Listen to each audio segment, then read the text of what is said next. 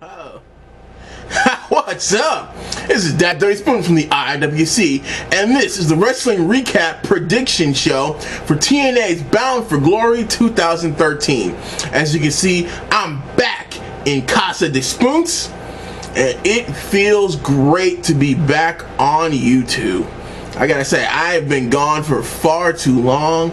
Too much real life is getting in the way of my personal entertainment and my ability to talk to you guys about the goings-ons of professional wrestling. But even if it's just for one night, even if it's just I'm actually supposed to be watching TNA Impact right now, but they made such a big deal out of Bound for Glory coming up this Sunday that I figured, hey, I better talk about it. But it's so funny. I honestly, I've been keeping up with Bound for Glory series, and then I just stopped, not realizing that Bound for Glory was a month away from the end of the Bound for Glory series. I just lost all track of time. But, you know, I'm glad they reminded me, so now I can do this show and get back into the swing of things for myself personally. And let's get started on this card, which I don't know how close any of you have been following TNA. They've gone through a great deal of turmoil these past couple of months, especially in the turnaround in both the behind the camera and on-air talent department. So as far as the card for Bound for Glory, I actually believe that this is the best card that they could have put together. I'm not saying this is the best card I've ever seen from TNA. I'm just saying that with the talent they have left, this is probably the best card they could have put together. And with the goings-ons of the IWC, there might be rumblings of a few surprises on Sunday. But let's just get started breaking down this card. First up, there's going to be a pre-match.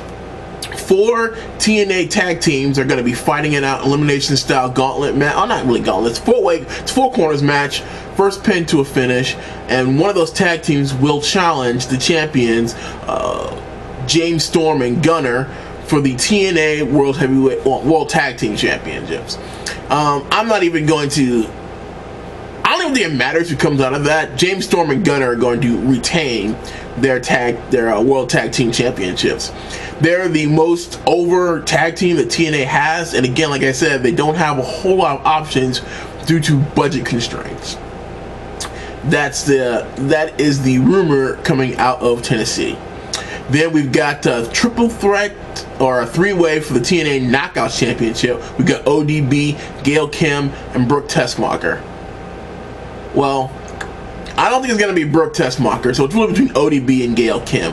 Brooke Tessmacher has been a third wheel this entire feud. ODB, she's had that title for a while. Unfortunately, TNA does keep their women's or their Knockouts champions strong, as it is one of their most highest rated segments.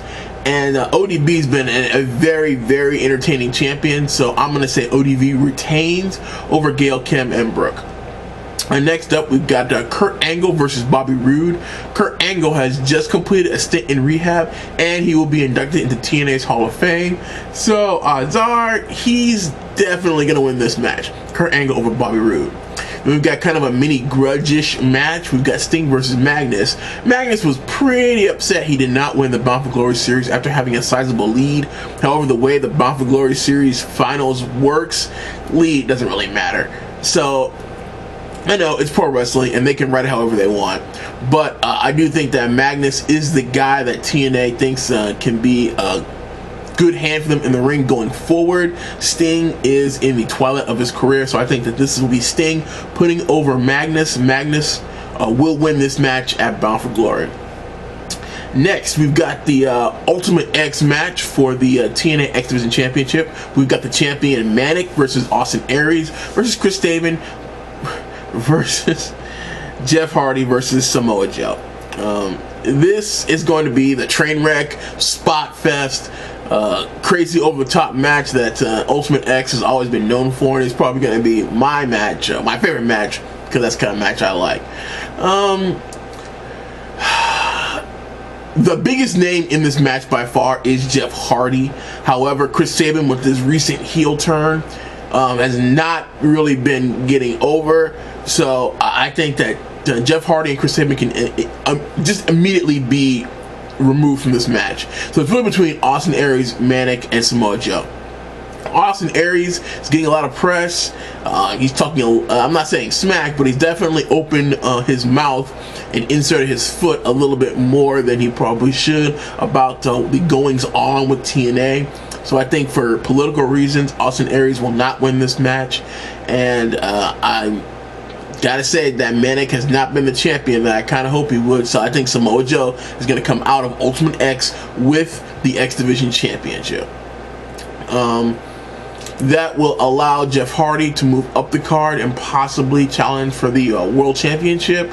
And Chris Sabin, Austin Aries, and Manik, unfortunately, will continue to toil in the X Division. And I think that that is a waste of their talent, especially Austin Aries. Chris Sabin and Manik, they're good hands, but Austin Aries, Jeff Hardy, Samoa Joe should all be in that World Championship hunt. But that leads us to the main event.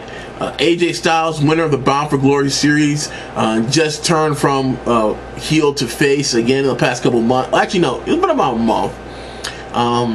So against Bully Ray, still in Aces and Eights, the leader. What's left of Aces and Eights? It's that the whole main storyline of TNA is just a train wreck. I don't even know what to make of it anymore. But I expect that this is probably going to be the swan song of the Aces and Eights organization. We have a new heel, Dixie Carter. I think she will be taking the role as the main heel authority figure. That sounds familiar. Which would mean that AJ Styles will be the new TNA Heavyweight Championship. AJ Styles will defeat Bully Ray at Bound for Glory main event. Yay. Yes, I've got to say, TNA really needs to use this opportunity to get their house in order. And I'm talking about get their storyline straight, get the booking right, and going forward, write more credible, more productive, more profitable wrestling programming going forward. This has just been one train wreck after another. The big rumor is that Hulk Hogan will appear at the Bound for Glory as a one-off, and if that's the case, I do think he will most likely try and screw Bully Ray, costing him the title and putting the title on AJ Styles. Ken Anderson is another talent that is rumored to appear as a surprise appearance this Sunday. Also, same thing. When he left, he was written off on a beatdown by Bully Ray and the remaining members of Aces and Eights. So it's possible Ken Anderson will cost Bully Ray. So it's really stacked against Bully Ray. And I really think that going forward, they need to make this company, TNA, about either AJ Styles or Jeff Hardy, make it their show, and just line up heels and challenges for them to slay. Get those guys over. They need a star. TNA needs a star. This is pretty much their last opportunity to make one. Be it Magnus, Jeff Hardy, or AJ Styles. Just pick one and go with it. They got nothing left to lose. Quick rundown of the card. We've got the tag titles staying with Storm and Gunner. ODB retaining the Knockouts Championship. Kurt Angle over Bobby Roode. Magnus over Sting. Samoa Joe will win Ultimate X, become the X Division Champion, and AJ Styles will be the new TNA Heavyweight Championship at the end of Bound for Glory this Sunday. Whew, man, just feels really, really good to be back home, back doing this, back doing a few other things that I've not been able to have the opportunity to do in a couple weeks. I do plan on getting back into my personal groove going forward, and I want to appreciate all the well wishes and the wonderful guys, or those of you who follow me on Twitter, what have you. I just say it's good to be back doing what feels normal. This has been That Dirty Spoon from the IWC, signing off.